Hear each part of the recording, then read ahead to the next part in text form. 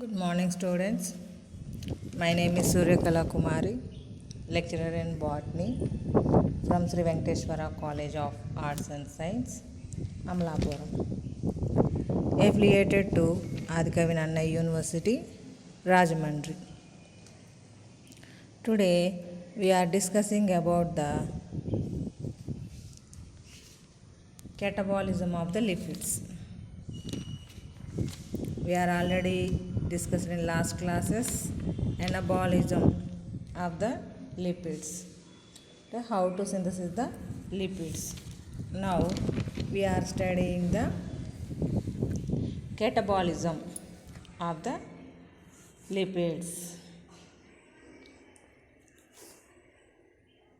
What is the catabolism? Degradation of lipids.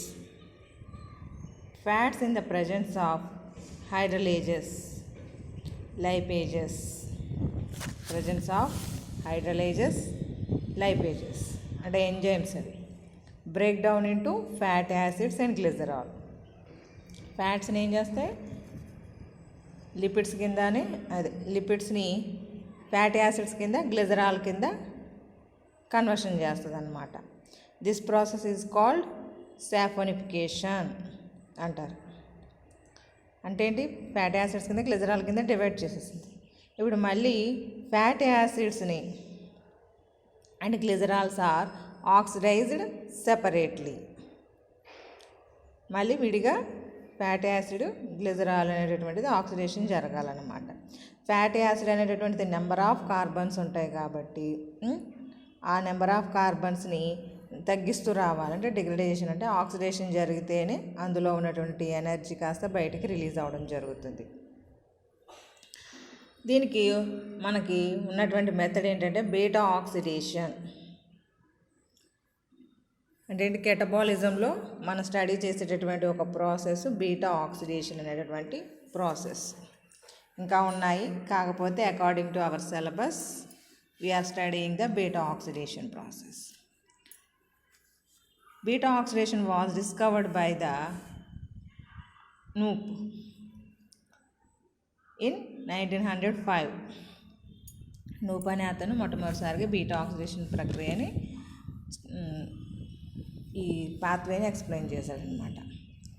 In beta oxidation long chain fatty acids are degraded. Long chain fatty acids అంటే మొన్నేమో మన last class లోపల long chain formation జరగడానికి రిపీటెడ్గా acetyl కోయి అనేటటువంటి compounds add అవుతూ మనం ఏ రకమైనటువంటి ఫ్యాటీ యాసిడ్ తయారు చేయాలనుకుంటే ఆ రకమైనటువంటి ఫ్యాటీ యాసిడ్ తయారవుతుందన్న. ఇక్కడ ఏంటి, ఆ లాంగ్ చైన్లో ఉన్నటువంటి కార్బన్ నెంబర్ అన్ని డిగ్రేడ్ చేయాలి. అందుకోసమని ఎంజైమ్ యొక్క యాక్టివిటీ అవసరం. The enzyme catalyzed mechanism yield C2 fragments అంటే 2 carbons containing compound acetyl CoA. అంటే ప్రతిసారి మనకి అందులో ఉండేటటువంటి ఎసిటైల్ కోయో అనేటటువంటి 2 కార్బన్స్ ఉన్నటువంటి ఎసిటైల్ కోయేని డిగ్రేడ్ చేస్తూ వస్తుంది. అంటే తగ్గించుకుంటూ వచ్చేటప్పటికి మనకి లిపిడ్స్ అంటే ఫ్యాటీ యాసిడ్స్ అనేటటువంటివి డిగ్రేడ్ అవ్వడం జరుగుతుంది అన్నమాట. Beta oxidation is defined as the oxidation of fatty acids at the beta carbon atom and split into a acetyl CoA and a fatty acid having 2 carbon atoms less. అంటే ప్రతి cycle జరిగినప్పుడల్లా అంటే ప్రతిసారి కూడా ఈ pathway లోపల 2 carbons containing acetyl Koya అనేటటువంటిది remove అవుతూ ఉంటుంది. దానివల్ల ఫ్యాటీ యాసిడ్లో ఉండేటటువంటి కార్బన్ నెంబర్ తగ్గుతూ వస్తూ ఉంటుంది అన్నమాట. అంటే 2 కార్బన్ ఆటమ్స్ లెస్ అవుతూ ఉంటాయి అన్నాం కదా. Oxidation of fatty acid occurs in mitochondria. అంటే ఫ్యాటీ యాసిడ్ బర్నింగ్ ఎక్కడ జరగాలి, మనకేమో సింథసిస్లు అన్నీ కూడా సైటోప్లాజంలో జరుగుతున్నాయి. కాకపోతే ఇక్కడ రెస్పిరేషన్ ప్రాసెస్లోనే కదా మనకి గ్లూకోజ్ మాలిక్యూల్ అందులో ఉండేటటువంటి ఎనర్జీని క్రెబ్స్ సైకిల్ ద్వారా బయటికి లాగాం. ఆ ఎనర్జీని మన మైటోకాండ్రియా ఎనర్జీని ఎనర్జీ పవర్ హౌసెస్ అని చెప్పేసి వేటిని పిలుస్తాం? మైటోకాండ్రియా. అందువల్ల ఫ్యాట్లో ఉన్నటువంటి ఎనర్జీని కూడా బయటికి లాగడం కోసం మైటోకాండ్రియాలోని రియాక్షన్ జరుగుతుంది అనమాట. ఒరిజినల్ పాత్వే డిస్కస్ చేద్దాం ఇప్పుడు. Beta oxidation pathway and reactions. ఇక్కడ beta oxidation pathway includes several changes and can be divided into following sequential steps. మనకి తయారు చేయడానికి ఎలా స్టెప్స్ ఉన్నాయో అలాగే ఇక్కడ డిగ్రేడేషన్ చేయడానికి కూడా కొన్ని స్టెప్స్ ఉన్నాయి. Activation of fatty acid. Fatty యాసిడ్ని యాక్టివేట్ చేయడం ముందు ఏటీపీస్ని యాడ్ చేయాల్సి ఉంటుందన్నమాట. సెకండ్ స్టేజ్ ఇస్ ద అంటే dehydrogenation. Third one hydrogen. Fourth one dehydrogenation 2. Fifth one cleavage. ఈ క్లీవేజ్ ఇక్కడే మనకి ఎస్టైల్ కోఏ అనేటటువంటి 2 కార్బన్ కంటైనింగ్ కాంపౌండ్ అనేటటువంటిది బయటికి రిలీజ్ అవుతూ ఉంటుంది అనమాట ఈ క్లీవేజ్ ప్రాసెస్లోని. మొత్తం 5 స్టెప్స్ ఉన్నాయి. 1 by 1 we are discussing here. Activation of fatty acid. First activate చేయాలన్నాం కదా ఫ్యాటీ యాసిడ్ చైన్ని మనం. Long chain fatty acid is activated to active fatty acid or SL-CoA in the cytosol. ఈ రియాక్షన్ మాత్రం మనకు సైటోసాల్లో జరుగుతుంది, అంటే సైటోప్లాజంలో జరుగుతుందని. అంటే SL-CoA సింథేజ్ అనేటటువంటి ఎంజైమ్ యొక్క సమక్షం లోపల ఫ్యాటీ యాసిడ్కి ఒక కోఎంజైమ్ని యాడ్ చేస్తాం. ఫ్యాటీ యాసిడ్కి కోఎంజైమ్ని యాడ్ చేస్తాం. ఇక్కడ యాక్టివేషన్ అన్నాం కదా, కాబట్టి ఏటీపీ అనేటటువంటి ఎనర్జీ రిక్వైర్మెంట్ జరుగుతుంది అనమాట. ఈ ఫ్యాటీ యాసిడ్ కాస్త ఫ్యాటీ యాసిడ్ SL-CoA కింద కన్వర్టెడ్ అవుతుంది. అంటే మనం ఇక్కడ ఏం చేస్తాం, ఫ్యాటీ యాసిడ్కి ఒక SL-CoAని యాడ్ చేసాము. ఫ్యాటీ యాసిడ్ SL-CoA కింద కన్వర్షన్ జరిగింది in the presence of SL-CoA synthase అనేటటువంటి ఎంజైమ్. ఇక్కడ ఏటీపీని రిక్వైర్ చేసుకోగా మనకి AMP అండ్ ఫాస్ఫేట్ అనేటటువంటిది రిలీజ్ అయిందనమాట. Carnitine carrier, as explained earlier, transports SL-CoA into the mitochondrial matrix. అంటే మైటోకాండ్రియా మ్యాట్రిక్స్లోనికి ఇప్పుడు మనం ఈ ఫ్యాటీ SL-CoAని ఇంట్రడ్యూస్ చేయాలి. అంటే మైటోకాండ్రియల్ మెంబ్రేన్ ద్వారా మైటోకాండ్రియల్ మ్యాట్రిక్స్లోనికి ట్రాన్స్ఫర్ చేయాలి. దానికోసం అని చెప్పేసి కార్నిటైన్ క్యారియర్ ప్రోటీన్స్ అనేటటువంటివి ఉపయోగపడతాయి అన్నమాట. అంటే ఈ first reaction activation of fatty acid అనేటటువంటి రియాక్షన్ మాత్రం బయట అంటే ఏంటి, సెల్ లోపల సైటోప్లాజం లోపల జరుగుతుంది. రిమైనింగ్ రియాక్షన్స్ అన్నీ కూడా ఇన్సైడ్ ఆఫ్ దట్ అంటే మైటోకాండ్రియల్ మెంబ్రేన్ లోపల జరుగుతాయి అన్నమాట. మనకి మైటోకాండ్రియా లోపలికి వెళ్ళాక జరుగుతూ ఉంటాయి. మైటోకాండ్రియా మెంబ్రేన్ దగ్గర ఏంటి, కార్నిటైన్ అనేటటువంటిది ఉంటుంది. దాని సహాయంతో యాక్టివేట్ అయినటువంటి ఫ్యాటీ యాసిడ్ SL-CoA అనేటటువంటిది ఎంటర్ అవుతుంది అనమాట. అంటే దేనితో పాటు అంటే ఎలా పడితే అలా వెళ్ళడానికి కుదరదు. That can having the specific ఒక క్యారియర్ ఉండాలి మోసుకెళ్ళేటటువంటిది. ఇక్కడ సెకండ్ రియాక్షన్ మనకి డీహైడ్రోజినేషన్ reaction. SL-CoA is then converted into alpha beta unsaturated acyl coenzyme A అనే దాని కింద కన్వర్టెడ్ అవుతుంది బై డీహైడ్రోజినేషన్ అనేటటువంటి ప్రాసెస్ ద్వారా. అంటే ఏంటి, ఇక్కడ డీహైడ్రోజినేషన్ అన్నాం, లాస్ ఆఫ్ హైడ్రోజన్ యాటమ్స్. ఆ హైడ్రోజన్ మరి లాస్ అయినటువంటి హైడ్రోజన్ యాటమ్స్ని రిసీవ్ చేసుకోవడానికి ఒకరు కావాలి కదా, దానికోసం చెప్పేసి FADని యూజ్ చేసుకున్నాం ఇక్కడ. This is the energy form. అంటే ఫ్యాట్లో ఉండేటటువంటి ఎనర్జీని కాస్త మనం మరి అంతే కదా, మనకి కార్బోహైడ్రేట్స్ కానీ ఫ్యాట్స్ కానీ that is the energy giving food అని చెప్పేసి చెప్తూ ఉంటాం అవునా. అందువల్ల అందులో ఉన్నటువంటి ఎనర్జీని అంతా బయటికి లాగుతూ ఉండాలన్నమాట. ఇప్పుడు అంటే ఇక్కడ హైడ్రోజన్స్ రిలీజ్ అవుతాయి. ఆ హైడ్రోజన్స్ని ఎఫ్ఏడి క్యాప్చర్ చేసి ఎఫ్ఏడిహెచ్ కింద అంటే ఫ్లావిన్ ఎడినోసిన్ అనేటటువంటి ఈ కాంపౌండ్ రిసీవ్ చేసుకుంటుంది అనమాట hydrogens. This is the prosthetic group.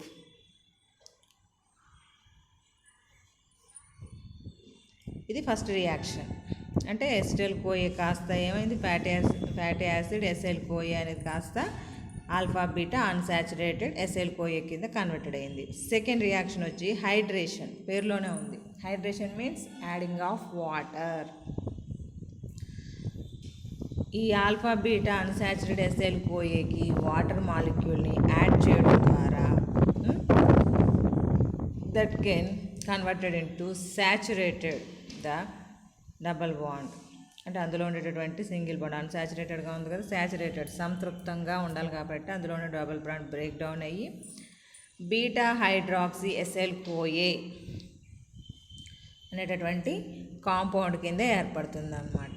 అంటే వాటర్ మాలిక్యూల్ని రిక్వైర్ చేసుకొని అప్పుడు మనకి ఎస్ఐల్ కోఏ హైడ్రేటేజ్ అనేటటువంటి ఎంజైమ్ యొక్క యాక్టివిటీ వలన మనకి రియాక్షన్ జరుగుతుంది.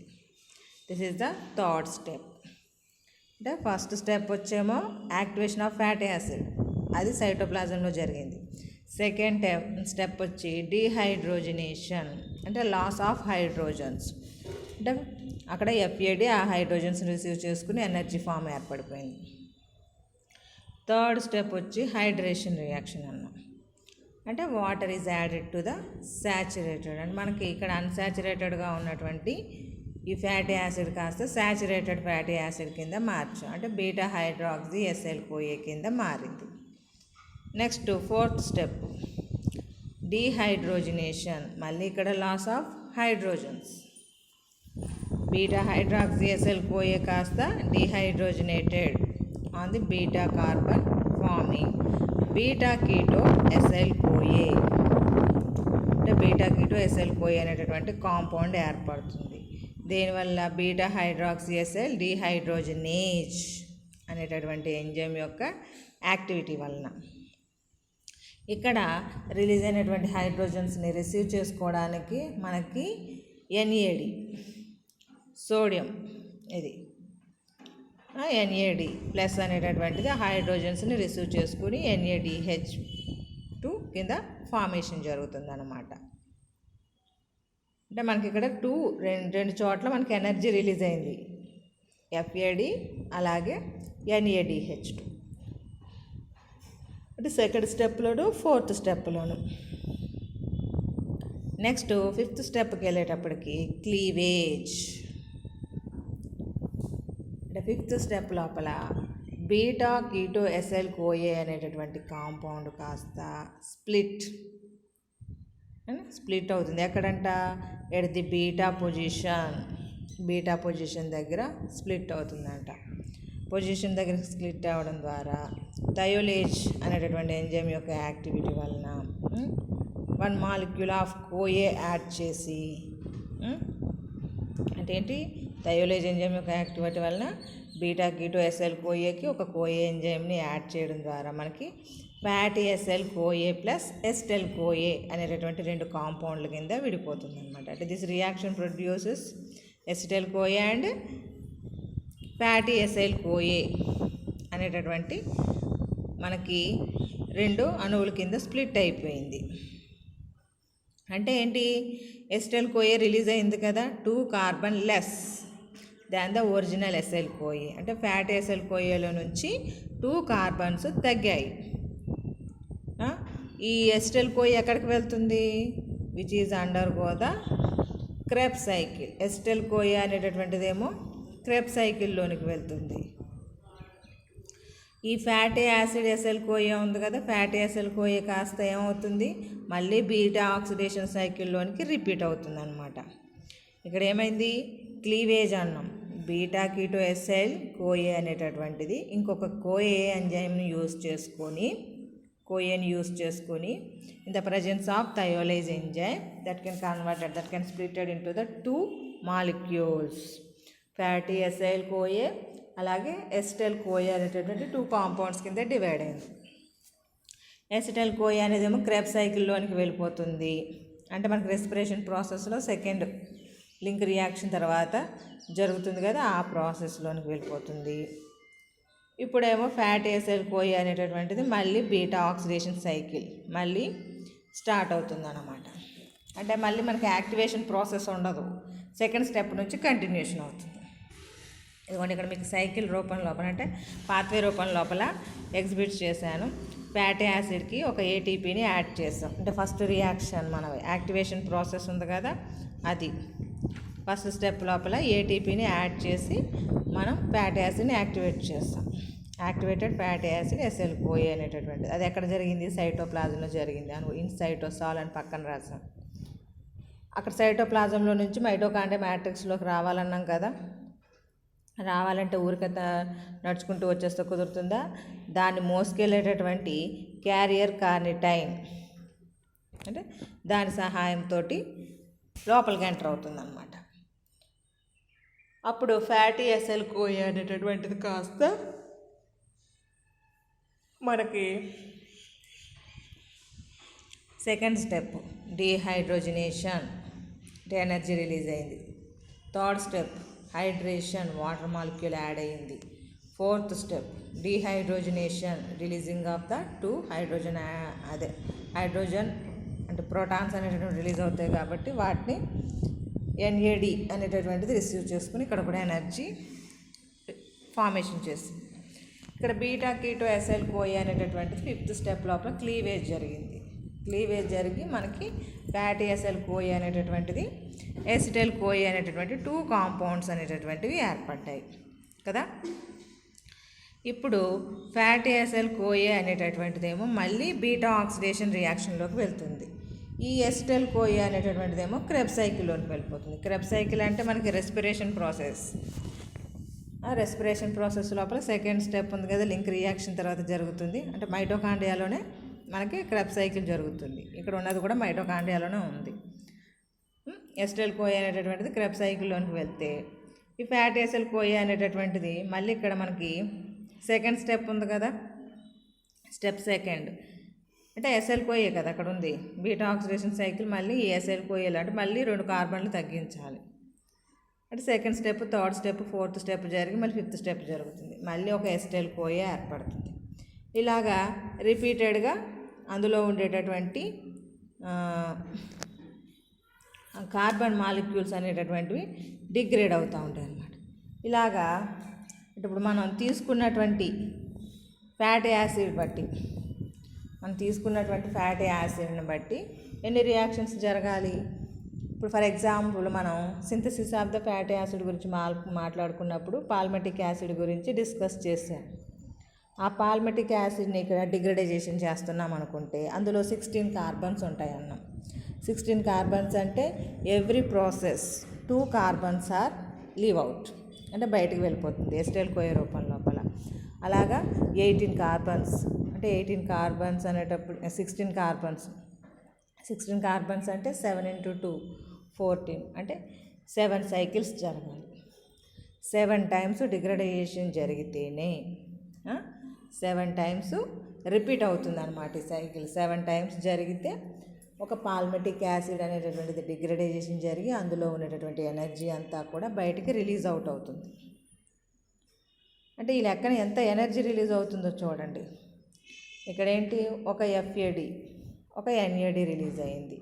ప్రతిసారి అంటే 7 సైకిల్స్ జరుగుతున్నాయి. 7 FADలు 7 NADలు జరుగుతాయి.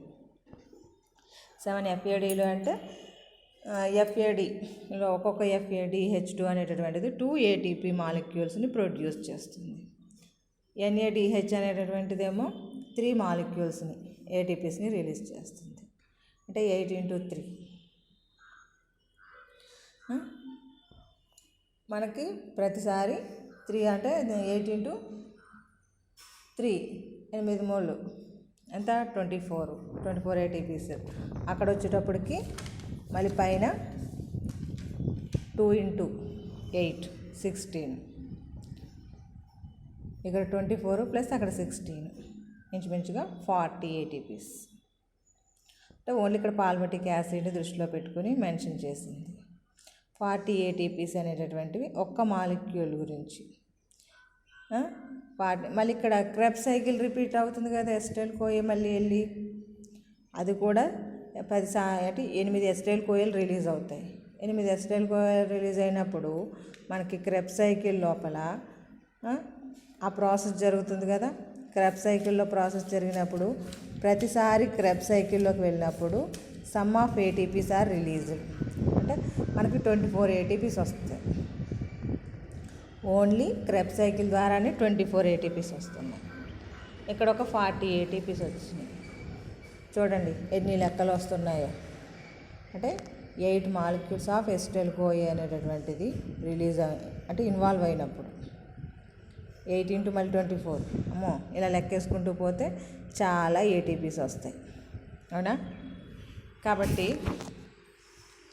మనకి అంటే ఒక మాలిక్యూల్ ఫ్యాట్ అందుకే బర్న్ అయితే నెంబర్ ఆఫ్ ATP మాలిక్యూల్స్ అనేటటువంటి ప్రొడ్యూస్ అవుతుంది. అలా చెప్పుకుంటూ పోతే మనకు అదంతా అవసరం లేదు.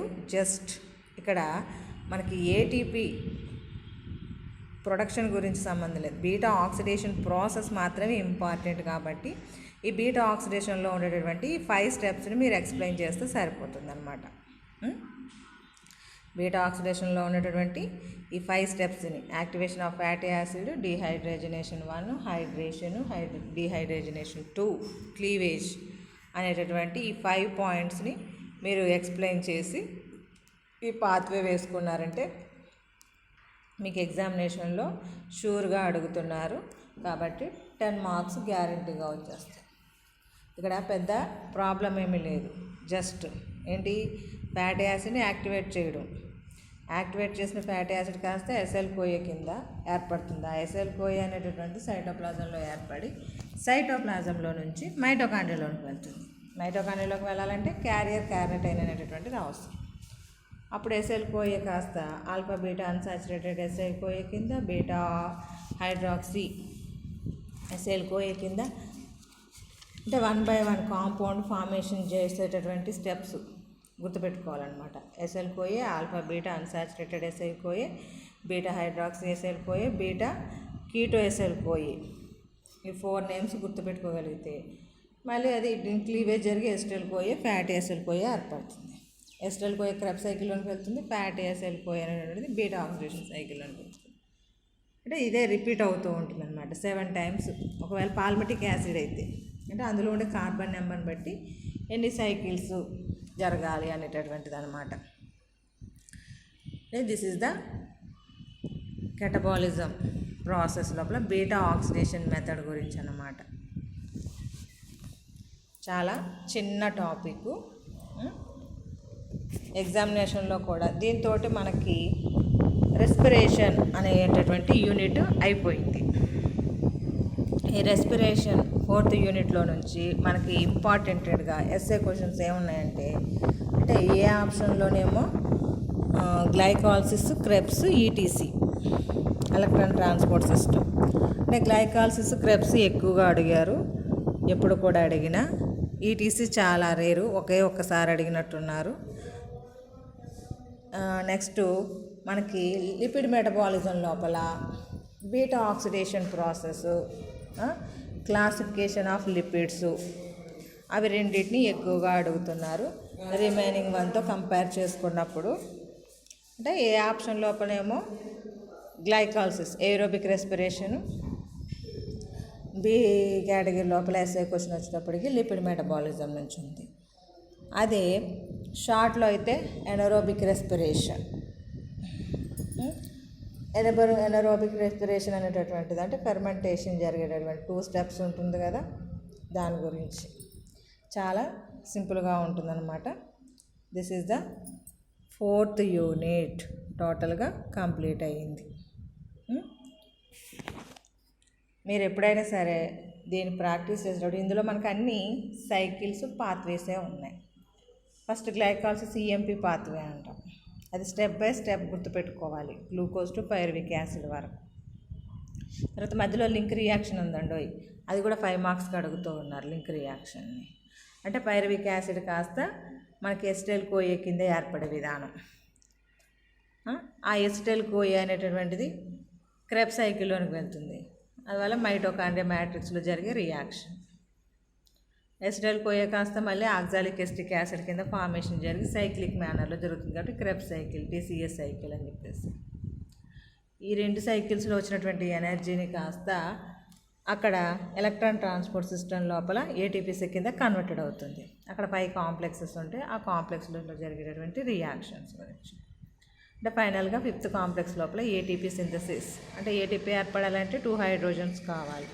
అంటే మైటోకాండ్రియాలో మ్యాట్రిక్స్లో ఉన్నటువంటి హైడ్రోజన్స్ కాస్త ఇంటర్ మెంబ్రేన్ స్పేస్లోనికి, అలాగే సైటోప్లాజంలో ఉండేవి కాస్త ఇంటర్ మెంబ్రేన్ స్పేస్లోనికి ట్రాన్స్పోర్ట్ చేసి 5th complex F0 F1 head and tail structure ఉంటుంది కదా, దాని ద్వారా మళ్ళీ మైటోకాండ్రియా లోపల మ్యాట్రిక్స్ లోపలికి ఈ ప్రోటాన్స్ అనేటటువంటి ట్రాన్స్పోర్ట్ అవుతాయి. అలాంటి సమయంలోనే ఏటీపీ సింథసిస్ జరుగుతుంది అన్నమాట. అంటే మనకి గ్లూకోజ్ మాలిక్యూల్ అయినా ఫ్యాటీ యాసిడ్ మాలిక్యూల్స్ అయినా ఏవైనా సరే మనకి మైటోకాండ్రియాలోనే ఎనర్జీ రిలీజ్ చేయడం జరుగుతుంది క్రెబ్స్ సైకిల్ ద్వారానే. అందుకోసమని ఇక్కడ మీకు ఏరోబిక్ రెస్పిరేషన్ని అలాగే లిపిడ్ మెటబాలిజంని ఒకే యూనిట్లో పెట్టడానికి కారణం. This is the respiration unit over